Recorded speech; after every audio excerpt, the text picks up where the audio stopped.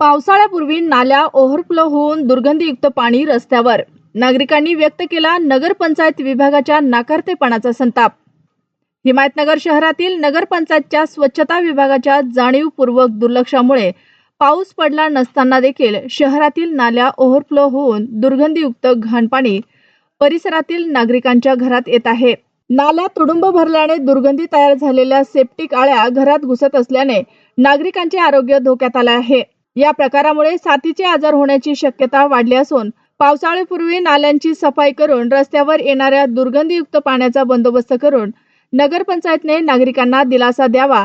शहरातील नाल्यांची घाण पाण्याची वाट मोकळी करून द्यावी. ज्या ठिकाणी नाल्या ओव्हरफ्लो होत आहेत तेथील नालीची रुंदी व खोली वाढवून पूल तयार करून पुन्हा नाल्या जाम होऊन ओव्हरफ्लो होणार नाहीत याची काळजी नगरपंचायत स्वच्छता विभागाने घ्यावी. अन्यथा नगरपंचायतच्या नाकारतेपणाविरोधात आंदोलन करण्यात येईल असा इशारा वार्ड क्रमांक 11 व 12 मधील नागरिक तसेच सामाजिक कार्यकर्ता लक्ष्मण डांगे यांनी दिला आहे.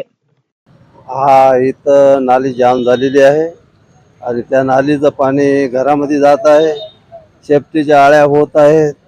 ग्रामपंचायतीचा कारभार अति भोगस मला दिसून राहिला. इथं कचरा टाकतात आणि त्यामुळं दुर्गंधी पसरत आहे. सगळ्याला त्रास होत आहे. आज सकाळीच एक माणूस या ठिकाणी पडलेला आहे आणि ते जेवण होता म्हणून बचला, म्हाताऱ्यात मरतच होतं. या ठिकाणी इतकं या ठिकाणी व्यवस्था चांगली नाही आहे.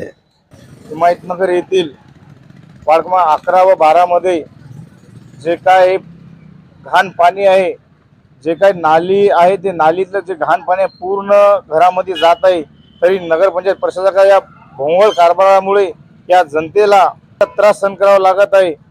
तरी मला नगरपंचायत प्रशासकाला वारंवार 8 दिवसापासून सांगून सुद्धा त्यांनी याच्याकडे दुर्लक्ष करत आहे.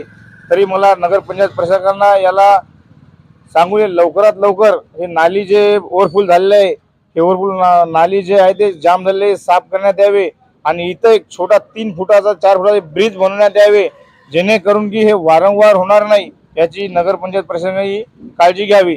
तसेच वार्ड क्रमांक 11 व 12 मधील जे काही घाण जे आहे, जे काही डिपोपाशी बघा दादा, डिपोपाशी जवळ 11 वाजलेले आहेत, अजून सुद्धा तिथला केर कचरा उचललेला नाही. आणि जे कोणी टेंडर घेतलेले असेल त्यांचं लवकरात लवकर टेंडर हे दुसरं कोणाला देऊन नवीन ठेकेदाराला टेंडर देण्यात यावे